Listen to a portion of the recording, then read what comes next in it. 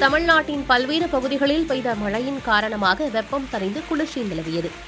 மதுரை மாவட்டம் உசிலம்பட்டி மற்றும் சுற்றுவட்டார பகுதிகளில் அரை மணி நேரத்திற்கு மேலாக பெய்த மழையால் வெப்பம் தணிந்தது.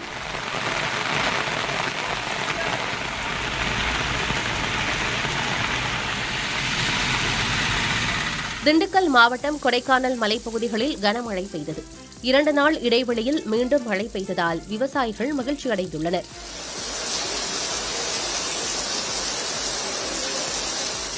திருவண்ணாமலை மாவட்டம் ஆரணி, கொசப்பாளையம், இரும்பேடு, சேவூர் சுற்றுவட்டார பகுதிகளில் கனமழை பெய்தது.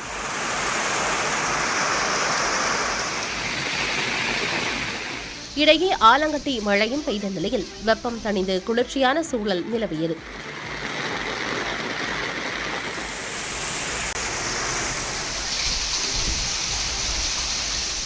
சேலம் மாவட்டம் தலைவாசல் மற்றும் சுற்றுவட்டார பகுதிகளில் காலை முதலே வெயிலின் தாக்கம் அதிகம் இருந்தது. இந்நிலையில் பலத்த காற்றுடன் கனமழை பெய்தது.